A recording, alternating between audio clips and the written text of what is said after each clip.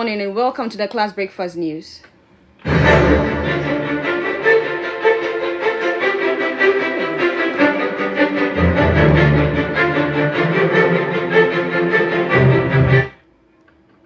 The news is live on Class 91.3 FM in Accra, Ho FM 92.5 in the Volta region, Dagban FM 102.5 in Tamale, Radio 192.1 in the Upper West region, Radio Power 96 in Spain, around the world. Join us on classfmonline.com. Coming up in this bulletin, MPP elects constituency executive amid violence and legal disputes.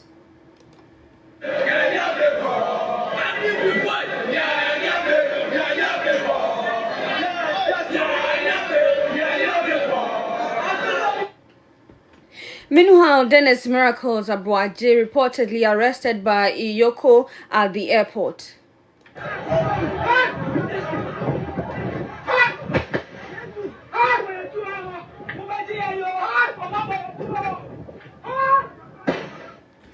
One shot during 9 months operation at Chebi. Will bring you details on that story. Also coming up in this bulletin, Member of Parliament for Ningo Prampram announces clampdown on sand winning. The Traditional Council used to take a levy from the sand winner. They stopped it. So the Traditional Council is against it. The District Assembly has bylaws against it. But you see these sand winners come and do this operation at 1 a.m. 2 a.m. We'll meet them in there at 1 a.m. 2 a.m. We're going to clamp down on it because we cannot for the greed. These plus many other stories coming your way shortly.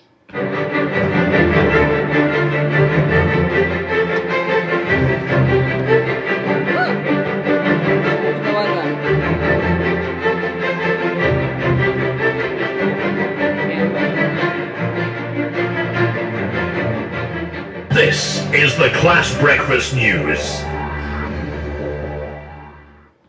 I am Elizabeth Aidoo and you're welcome to Class 91.3 FM. Let's settle for the details of the news. Violence, arrest and court injunctions overshadowed part of the New Patriotic Party's constituency executive elections held across the country over the weekend. Although voting was conducted peacefully in several constituencies, in the Ashanti region, the elections at the Bantama constituencies was disrupted after some individuals reportedly stormed the polling center and destroyed election materials, leading to the arrest of 3 suspects. Court injunctions also affected the conduct of the elections in some constituencies, including the Fija Setre East, Ashanti Achem Central, and Tema Central. At the Fija Setre East, broadcaster and NPP activist Okatechie Frifa Mensah was arrested during the elections following a violent incident at the polling center. A statement from his communications team said the arrest, which occurred at about 7:40 a.m., was linked to the disturbances at the elections grounds, but insisted that Okatechie Frifa was not leading any violent group and was in the company of supporters when they unarmed and had no intentions of causing harm. The team further claimed that his family, lawyers, and campaign team were not informed of his whereabouts for several hours after the arrest, creating tension among his supporters. It is said Okatechie Frifa was later transferred to the Asante Mampon Divisional Police Command at about 5 p.m., where he remains in custody pending further lawful processes. The statement also alleged that Okatechie Frifa and 4 other members of his team sustained gunshot injuries and are receiving treatment, while urging supporters to remain calm and allow due process to take its course. Despite the isolated incident, the party successfully elected constituency executives in many parts of the country. In the Wutusenya East constituency, Victoria Santua Yeboah made history by becoming the first female MPP youth organizer for the constituency. She secured 1,102 of the 2,057 valid vote cast, defeating 2 male contenders and 1 female opponent. We hope and then pray that we win election 2028. My main reason for going for these elections is to help strengthen the youth wing. So by God's grace, I have won, and we are praying and hoping that everybody will come on board. This is not the time to say I did not win the elections, or this is not the time to be sad. I pray we all come together and then work together and win election 2028. Thank you all. Okay. So for you one, so far as especially scary. And I have what they know I can do the work. And I have what it takes to do the work. That is why they voted for me. So don't worry. We will bring power. That's Veronica Santua-Yeboah, who is the MPP youth organizer for the Obutusenya East constituency. Now, still on the New Patriotic Party, the MPP Director of Elections for Dr. Mahmoud Bawumia campaign, Dennis Miracles Abuaje, has reportedly been arrested by the Economic and Organized Crime Office at the Accra International Airport. The report indicates that Miracle Abuaje was picked up on Sunday, July 12, 2026, in connection with an alleged Yoko investigations, although the details of the matter have not been officially disclosed by the Anti-Graft Agency. The development comes shortly after Miracle Abuaje announced his intentions to contest the position of NPP National Communications Director, a move aimed at leading the party's communication strategy ahead of future political activities. The NPP has expressed concern over the reported arrest and is demanding clarity on the circumstances surrounding the detention. Dennis Miracle Abuaje, a former municipal chief executive for Ikuapem North and a prominent communicator of the party, previously served as an aide and spokesperson for the former Vice President Dr. Mahmoud Bawumia. Further details are expected from Yoko and other relevant authorities as the matter develops. We'll bring you more details on that right here on Class 91.3 FM.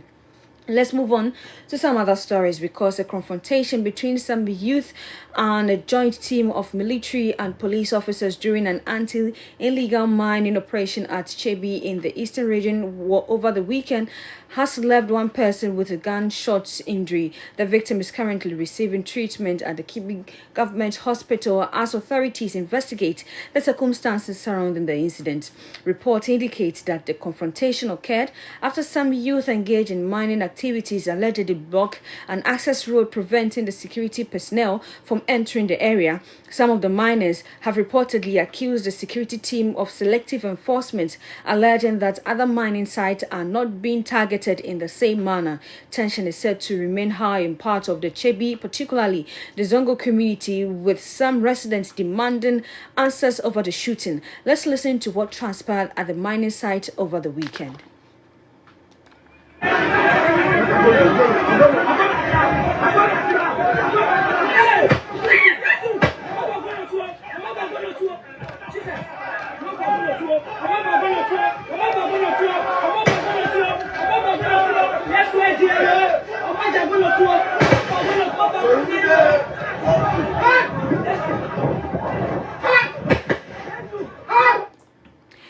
The Military Police Service and the National Anti-Illegal Mining Operations Secretariat, NIMOS, are yet to officially comment on the matter. As and when they do that, we'll bring you further details on that story. Let's head to Ningo Pram, because the Member of Parliament, Samuel Nate George, has announced plans for a major clampdown on sand-winning activities in the constituency. It says the practice has contributed to environmental degradation and increased the vulnerability of community to flooding.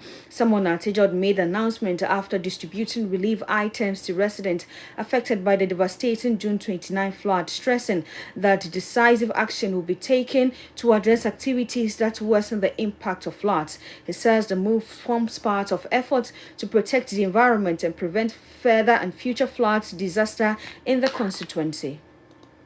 The paramount chief of Ningo, he's the overlord of Ningo, and he says that the traditional council, since he got installed as the paramount chief, he stopped after the traditional council used to take it from the sand winners.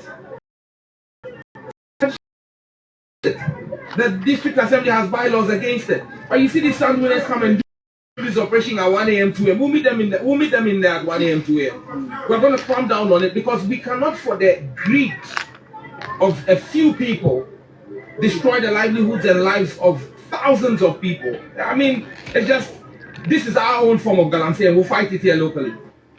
That's the Member of Parliament for Ningo Pram, Samuel Nate George. Overcrowded classrooms, outdated curricula, poor teacher welfare, and inadequate infrastructure remain major challenges affecting Ghana's education system, according to the Ochehene Osajefo Amotio Foripini. The traditional ruler says addressing these challenges is critical to improving the quality of education and securing Ghana's future development. He stressed that investment in education must go beyond infrastructure to include improving the welfare and working condition of teachers, who play a key role in shaping the next generation. We inherited a system of governance led by the British in 1957.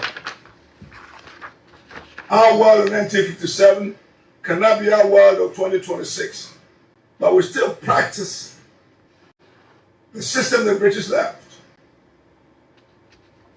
They left a system at that time where about maybe 4.5 million people. Teachers are special place, several people in their countries. Maybe we should look at that and treat teachers special. Classrooms in rural Ghana are overcrowded. Curriculum is outdated. Teachers are not paid well. And if we continue to live this, when you're born in rural Ghana, you're stuck. He also urged universities to align their academic programs with the evolving demands of the global job market. He called on higher education institutions to focus on producing innovators, entrepreneurs, and job creators rather than graduates who only possess academic qualifications without the skills needed to compete in the work world. The significance of today's ceremony extends beyond, therefore, becomes centers of innovation, entrepreneurship, research, and growth. I heard all of us were articulating how this university has to have entrepreneurship. In our country today, young people who are stalwart entrepreneurs, sense, you agree with me, it's very difficult. So we have to make the possibility for young people to start their own businesses. That's Ochehene Osaje for Amotia Oforipeni. Travelers departing from the Accra International Airport will no longer have to remove laptops, shoes, and belts during routine security checks following the introduction of new screening technology by the Ghana Airport Company Limited. The new state-of-the-art equipment has been deployed at passenger screening checkpoints in Terminal 2 and 3 of the airport as part of efforts to enhance aviation security and improve the passenger experience. Under the upgraded system, passengers can keep laptops and other large electronic devices in their cabin baggages during screening, while liquid, aerosol, and gels may also remain in bags subject to existing security regulations. The Ghana Airports Company Limited, however, reminded passengers that liquid, aerosol, and gel exceeding 100 millimeters per container remain prohibited. The new equipment also comes with an automatic tray return system, which is expected to reduce delay by quickly returning trays to passengers after screening. Manager of the Ghana Airport Company Limited says the migration to the new system will be done gradually alongside existing procedures and equipment, and has urged passengers and stakeholders to cooperate during the transition.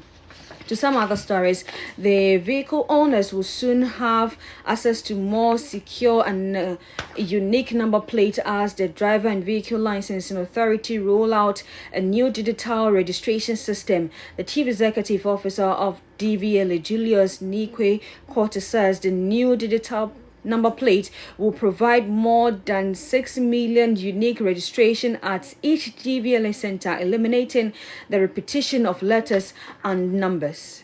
9999 GRAA, 9999 GRAB, 9999 GRCC, 9999 GRZZ, 9999 GRQQ. But with the current one we have, if it's 9999 then the year becomes the 2008. So this one takes more numbers than the old one. So this one with one